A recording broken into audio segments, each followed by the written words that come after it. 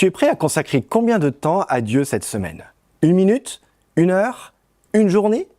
Et si je te disais que Dieu, lui, te demande tout ton temps? À première vue, cela peut sembler excessif. Mais après tout, nous avons déjà tant de choses à faire. Le travail, les études, la famille, les loisirs. Mais en réalité, est-ce vraiment trop demandé quand on réalise que lui a tout donné pour nous? Je vous invite à une courte réflexion à partir de Romains 12, verset 1. Offrez-lui votre personne et votre vie. C'est le sacrifice réservé à Dieu et qui lui plaît. Voilà le vrai culte que vous devez lui rendre. Il y a tout juste quelques jours, la Coupe du Monde de football s'est achevée. Avez-vous calculé le temps que vous avez passé à suivre les matchs? Si vous avez regardé uniquement le parcours de votre équipe favorite jusqu'à la finale, cela représente environ 8 rencontres. La phase de groupe, les 16e, les 8e, les quarts, les demi-finales et enfin la finale. Avec les prolongations, on peut facilement arriver à une moyenne de 2 heures par match. Au total, cela fait environ 16 heures. Vous me direz, oh, c'est pas énorme.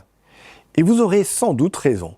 Mais faisons un autre calcul. Regardez le temps que vous passez chaque jour sur votre téléphone.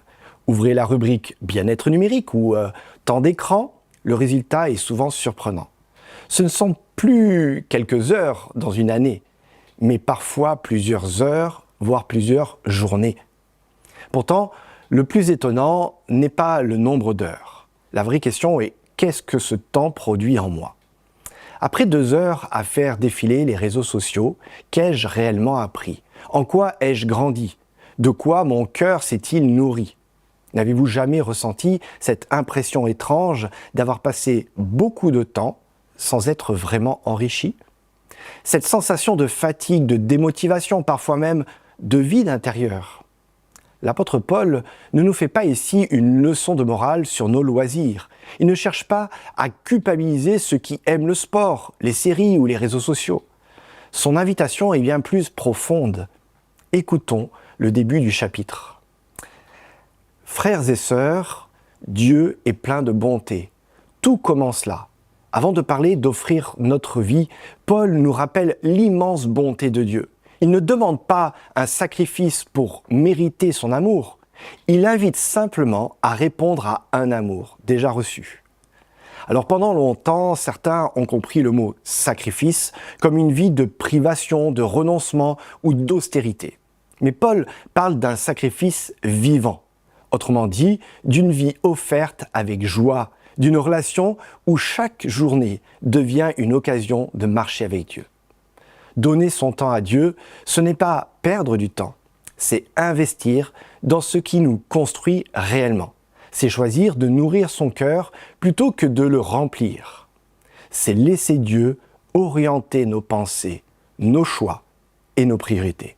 Et la conséquence est magnifique. Le verset suivant dit « Ne vous conformez pas au monde présent, mais soyez transformés par le renouvellement de votre intelligence. » Voilà la promesse lorsque nous passons du temps avec Dieu.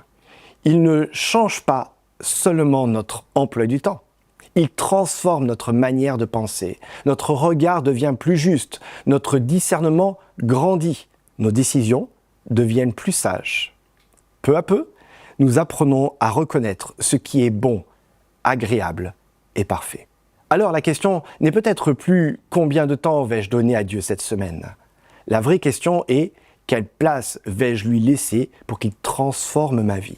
Car le temps passé avec Dieu n'est jamais du temps perdu, c'est toujours du temps gagné. Alors pour conclure cette première semaine de prière pour notre programme Une Voix 27, je voudrais vous encourager à passer à l'action. Non pas en faisant davantage de choses, mais en prenant un temps d'intimité avec votre Dieu. Alors je vous propose un petit défi. Écrivez sur un papier ce qui fait obstacle à votre relation avec Dieu. Peut-être est-ce le manque de temps, peut-être est-ce une passion dévorante, peut-être toute autre chose. Peu importe. Écrivez-le, puis déposez ce petit papier dans votre Bible et refermez-la dessus. Comme si vous remettiez ce fardeau entre les mains de Dieu.